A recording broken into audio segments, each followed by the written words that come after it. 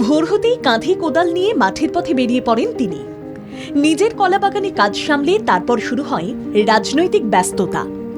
ডোমকলের নবনির্বাচিত সিপিআইএম বিধায়ক মোস্তাফিজুর রহমান ওরফে রানা আজও নিজেকে একজন সাধারণ কৃষক হিসেবেই দেখতে বেশি স্বাচ্ছন্দ্য বোধ করেন তিনি।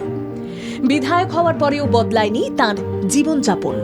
আজও সেই পুরনো মোটর বাইকে চেপে এলাকায় ঘুরে মানুষের সঙ্গে মিশে যান চায়ের দোকানের আড্ডায়। নেই কোনো নিরাপত্তার কড়াকড়ি, নেই রাজনৈতিক দূরত্ব। স্থানীয়দের কাছে তিনি এখনো ঘরের ছেলে। নির্বাচন বিধায়ক পেয়ে খুবই খুশি আমরা, যেহেতু নৌকাল আমাদের পাশাপাশি গ্রাম এবং সব সময় পাওয়া যাবে। কিন্তু সকালবেলা এসেছি, কোনো সিকিউরিটি নেই, দেখা করা খুব সুযোগ, মানুষের বলার মতো সুযোগ। বাইকে যাচ্ছি, চায়ের দোকানে বসছি, মানুষের অনেকটাই ভালো হয়েছে। দীর্ঘদিন বাম রাজনীতির সঙ্গে যুক্ত এই নেতা দলের হোল টাইমার হিসেবেই পরিচিত। রাজনৈতিক পরিচয়ের থেকেও নিজেকে একজন কৃষক এবং সাধারণ মানুষ হিসেবেই তুলে ধরতে বেশি স্বাচ্ছন্দ্য বোধ করেন তিনি। এবারের নির্বাচনে তৃণমূলের হেভিওয়েট প্রার্থীকে হারিয়ে জয়ী হয়েছেন মোস্তাফিজুর রহমান ওরফে রানা। রাজনৈতিক বিশ্লেষকদের মতে এই জয় শুধু ভোটের ফল নয়, বরং দীর্ঘদিনের জনসংযোগ ও মানুষের আস্থার প্রতিফলন। একসময় রাজনৈতিক অশান্তির জন্য পরিচিত ডোমকল এবার দেখেছে শান্তিপূর্ণ নির্বাচন। আর সেই পরিবর্তনের মাঝেই এলাকার মানুষ নতুন করে ভরসা খুঁজে পেয়েছেন তাদের ঘরের ছেলের মধ্যে। স্থানীয়দের কথায় বিধায়ক হওয়ার পরেও রানা ভাইকে আগের মতোই পাশে পাওয়া যাচ্ছে। মানুষের দরজায় এখনো তিনি আগে পৌঁছে যান।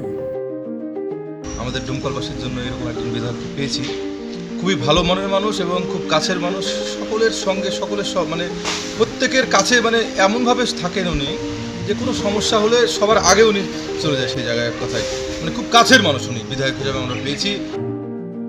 অন্যদিকে মোস্তাফিজুর রহমান জানাচ্ছেন মানুষের জন্য কাজ করাই তার প্রধান লক্ষ্য। তার কথায় ৩৬৫ দিন মানুষের সঙ্গেই থাকি, বিধায়ক হওয়ায় দায়িত্ব আরো বেড়েছে। এটা বিধায়ক হওয়া মানে আর একটু কাজের পরিসরটা বাড়া, মানুষের জন্য দায়িত্ব বাড়া, সেই কাজ করতে হবে, এটা চ্যালেঞ্জ। হচ্ছে যে মানুষ আর চাইছে না পিছনের দিকে তাকাতে, এখন ডোমকল সামনের দিকে এগিয়ে যাবে, যার ফলে অনেক মানুষ শিক্ষিত হয়েছে, শিক্ষার হার বেড়েছে। আমাদের ডোমকল থেকে এখন অনেক ট্যালেন্টেড ছেলে মেয়ে তারা নিটে চান্স পাচ্ছে, নিটে তারা বিভিন্ন জায়গাতে বিভিন্ন পেশার সাথে জড়িত হচ্ছে, যার ফলে সেই জায়গাতে আর নেই ডোমকল, যার ফলে সামনের দিনে আরো ভালো হবে।